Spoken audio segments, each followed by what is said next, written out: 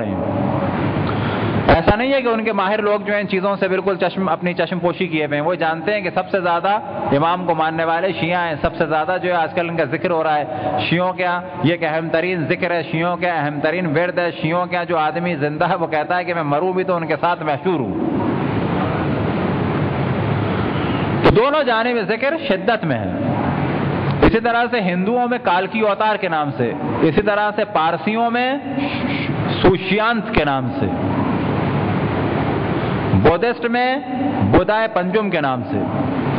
ہمیں کیا کہا گیا کہ اس فرد کے لیے اب بے چینی سے انتظار کرو، تھوڑے تھوڑے دنوں میں کچھ چیزیں آتی رہیں گی تاکہ تمہاری امید بھی ختم نہ ہو، اور فوراً اپنے آپ کو تیار کرو، گناہ کر رہے ہو فوراً توبہ استغفار کرو۔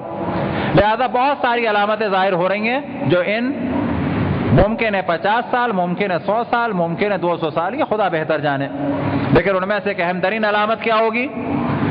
وہ ہے ایران اور عراق میں زمین کا ہموار ہونا۔ لہذا ایران کے بارے میں رجل من اہل قوم، اہل قوم سے ایک مرد مومن ظاہر ہوگا جو لوگوں کو حق کی جانب دعوت دے گا۔ روایت نقل و امام موسیٰ کاظم علیہ السلام سے۔ عراق کے بارے میں کثرت سے روایات ہیں، اور عراق مرکز ہوگا امام زمان کا۔ اب اس موضوع کو بھی انشاءاللہ چلائیں گے، لیکن اصل موضوع جو ہے اس وقت حالات اور واقعات کی مناسبت سے سعودی عرب کا موضوع، بحرین کا موضوع، لیبیا کا موضوع، تیونس کا موضوع، الجزائر کا موضوع، اور انشاءاللہ جو موضوع بعد میں آئے گا جس کی جانب نے پہلے توجہ دلائی کہ ترکی میں اور انشاءاللہ آذربائیجان میں خود بخود ایک حسینیت کا اور پرچم مہدویت کا سلسلہ شروع ہوگا، اور آپ دیکھیں گے یہی 8-10 سال 5 سال، اور بعض دفعہ ممکن ہے کہ اچانک ایک کام ہو، اتنا اچانک ہو کہ جس کے بارے میں کوئی ہم نے کیلکولیشن نہ کی ہو۔ بالکل ایسے ہی جیسے تمام دنیا کے اقتصاددان کیلکولیشن کر رہے تھے کیا کہ جی ترقی ہوگی، ایک دم سے ڈاؤن فال ہو گیا، سارے دنیا کے اقتصاددان پریشان ہو گئے، جو کچھ ہوا یہ تو ہم نے کبھی سوچا ہی نہیں تھا۔ بالکل ایسے ہی جیسے کہ حزب اللہ اور اسرائیل کی جنگ کی وجہ سے اتنی ہماری ترویج ہوئی کہ وہاں بھی کبھی تصور نہیں کر سکتے 50 سال میں اپنی تبلیغ کا، جو ہماری 34 دن میں ہوئی، یہ اللہ نے وسیلہ بنایا۔ اب ایک زمین ہموار ہو رہی ہے، ایک زمین ہموار ہو رہی ہے۔ روایتوں میں ہمارے ہاں چند افراد کا ذکر ہے کہ جس کا تعلق ہے ظہور سے۔ رجل من اہل قم سے ایک مرد مومن ظاہر ہوگا ظہور سے پہلے۔ اسی طریقے سے خراسانی کون ہے؟ اس پہ انشاءاللہ مختصر گفتگو بعد میں ہوگی۔ فی الحال جو خراسانی کے بارے میں تصور کیا جاتا ہے، اور کبھی بھی یہ تصور یقین کے ساتھ نہ کریں، کہیں کہ امکان ہے، شاید نہ کہ یقینی۔ خراسانی دو افراد اس وقت ہمارے یہاں مشہور ہیں، اور دونوں کے ہاتھ میں پاور ہے، دونوں کے ہاتھ میں شیعوں کی باغ دوڑ ہے، دونوں کے ہاتھ میں فوجیں بھی ہیں، دونوں کے دونوں خراسان سے ہیں، دونوں کے دونوں مشہد سے ہیں، دونوں سید ہیں، دونوں حسینی ہیں، دونوں سید علی ہیں۔ یہ واقعاً ایک تعجب کی بات ہے۔ آغا خامنائی بھی خراسان مشہد کے، اور اس وقت شیعوں کے رہبران میں سے ایک رہبر سید علی حسینی خامنائی۔ آغا سیستانی بھی مشہد سے اور خراسان سے، اور شیعوں کے رہبروں اور مراجع میں سے ایک مرجع کون؟ سید علی حسینی سیستانی۔ علامت جو بیان ہوئی وہ خراسانی کیا بیان ہوئی؟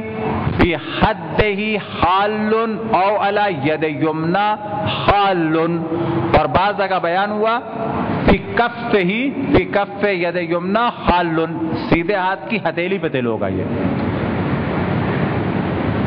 یا سیدھے رخسار پر تل ہوگا، یا سیدھے ہاتھ پر تل ہوگا۔ بعض جگہ بیان ہوا سیدھے ہاتھ کی سیدھی ہتھیلی پر، سیدھے ہاتھ کی ہتھیلی پہ تل ہوگا۔ آیا ان دونوں میں سے کوئی ہے؟ ممکن ہے کہ یہ دونوں ہی نہ ہو، کوئی بعد میں آئے، لیکن ہمارا کام کیا ہے کہ ان چیزوں سے ایک عبرت لیں، فوراً اپنے آپ کو جو ہے وہ اچھائی کی جانب پلٹائیں کہ شاید اس پر ظہور امام کا ہو جائے تو ہم ایسے حال میں ہوں گے تو کیا ہوگا۔ اسی طرح سے ذکر ہے ایک یمنی کا جو ذکر ہے بڑی شدت سے، اور کہا ہے پرچم حق جو ہے یمنی کے پاس پرچم حق ہے، اور یہ اپنی فوج لا کے امام زمان کی خدمت میں دے گا۔ اسی طریقے سے ذکر ہے مصری کا کہ مصری جو ہے وہ امام کا ساتھ دے گا. اور مصر کے بارے میں بعض روایتوں میں نقل ہوا کہ فی الحال تو ایک مقدماتی بحث تھی، اگلی دفعہ انشاءاللہ ان سب پہ تفصیل سے بحث ہوگی. مصر کے بارے میں روایتوں میں نقل ہوا ہے کہ مصر امام زمان کا ممبر ہوگا.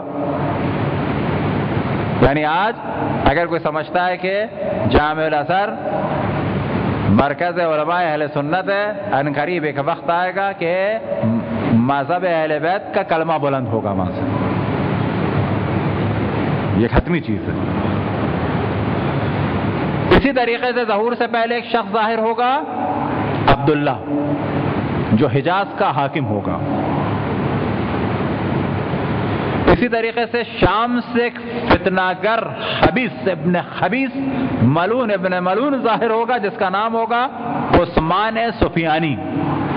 وہ ابو سفیان کی نسل سے ہوگا، معاویہ کی نسل سے ہوگا، یزید کی نسل سے ہوگا، اور بعض جگہ نقل ہوا یزید کے بیٹے خالد کی نسل سے ہوگا.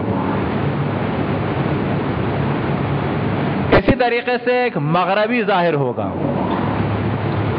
تو یہ چند افراد کے نام مقدمتاً اس وقت بیان ہوئے. اگلے اتوار کو اگر اللہ سبحانہ و تعالیٰ نے توفیق عطا فرمائی تو اسی حوالے سے گفتگو ہوگی. لیکن یہ چیز ذہن میں رکھیں کہ ضروری نہیں ہے کہ یہ روایتیں جن کے بارے میں بیان ہو رہی ہیں وہ یہی افراد ہیں، ممکن ہے کوئی اور بعد میں آئیں.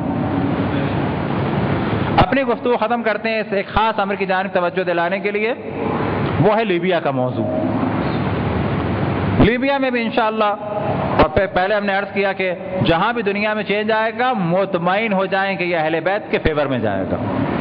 جہاں بھی دنیا میں آئے گا جو کچھ جہاں بھی ہوگا اہل بیت کے فیور میں جائے گا. کیسے اہل بیت کے فیور میں جائے گا؟ جیسے کربلا کے ذریعے سے دین زندہ ہوا یا ختم ہوا؟ زندہ ہو گیا. یعنی حتیٰ اگر مصائب کے پہاڑ بھی ٹوٹ جائیں تو یاد رکھیں اہل بیت کے فیور میں جائیں گے. لیبیا کے بارے میں ایک چیز کی جانب توجہ دلانا ہے تاکہ اس کے بعد دعا کروائی جائے، اور وہ دعا ہوگی کس کے لیے؟ حضرت آیت اللہ امام موسیٰ صدر کے لیے. جناب آقا موسیٰ صدر کون تھے؟ یہ شیعوں کے بڑے علماء اور رہبران میں سے ایک رہبر تھے لبنان میں.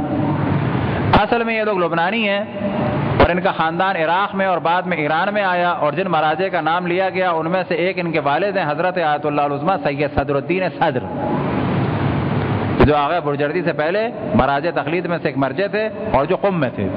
یہ ان کے فرزند ہیں.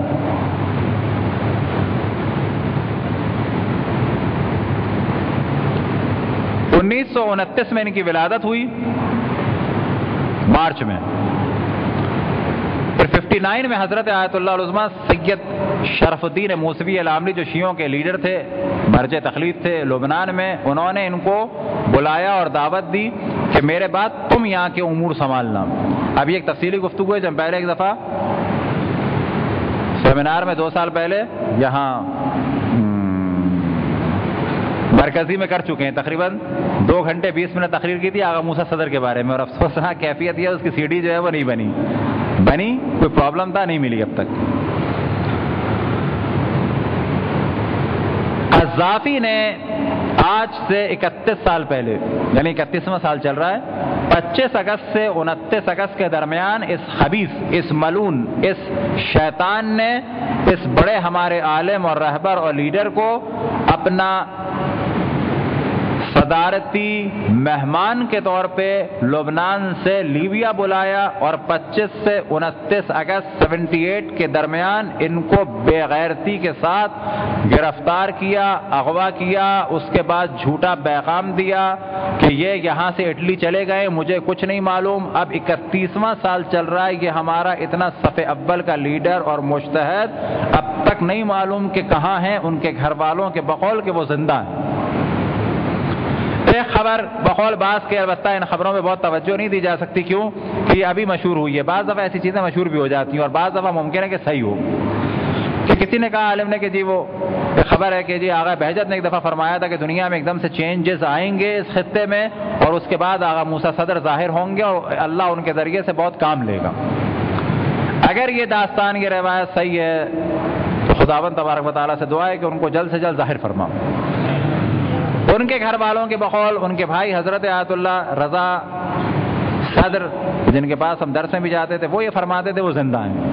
ان کی بہن رباب صدر جو اس وقت تمام کاموں کو انجام دے رہی ہیں، وہ فرماتی ہیں کہ زندہ ہیں۔ ان کے بیٹے حمید، ان کے بیٹے صدر الدین صدر، ان کی بیٹی ہورا فرماتی ہیں کہ وہ زندہ ہیں۔ کیسے انہیں پتا ہے؟ وہ کہتے ہیں بالآخر ہمیں اطلاع ہے۔ اب یہ اطلاع کہاں سے ہے؟ لیبیا کے کچھ ایسے لوگ ہیں جو شاید ان کو بتاتے ہیں۔ یہ ایک جرم تھا اس قذافی ملعون کا کہ خداوند تبارک و تعالیٰ اس کو ذلیل و خوار فرمائے۔ اور اس موضوع کو آخر میں ڈسکس کرنے کا ہدف یہ تھا کہ اس وقت آپ لوگ ہر نماز کے بعد اٹھتے بیٹھتے دعا کریں کہ اللہ سبحانہ و تعالیٰ مذہب حقہ شیعہ اثنا عشری کو اور زیادہ طاقت اور قدرت عطا فرمانے کے لیے اپنے اس عبد صالح یعنی حضرت آیت اللہ موسیٰ صدر کو جلد سے جلد منظر عام پر لائے، ظاہر فرمائے اور ان کو طول عمر اور طاقت اور عظمت اور شوکت عطا فرمائے۔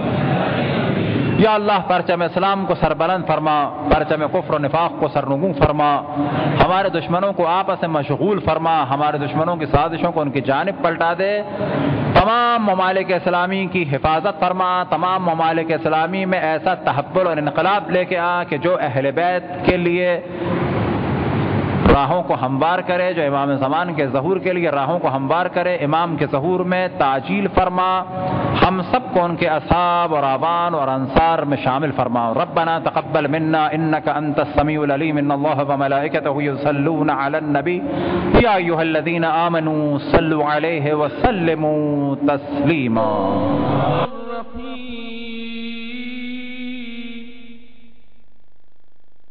اللهم كن وليك الحجة ابن الحسن صلواتك عليه وعلى آبائه في هذه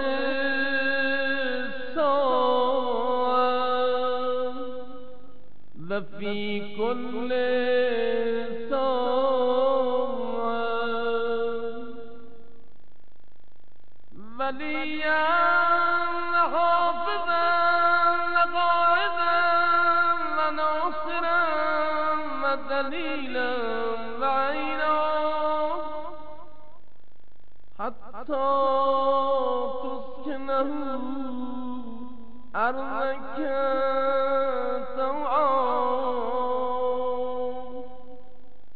وتمتعه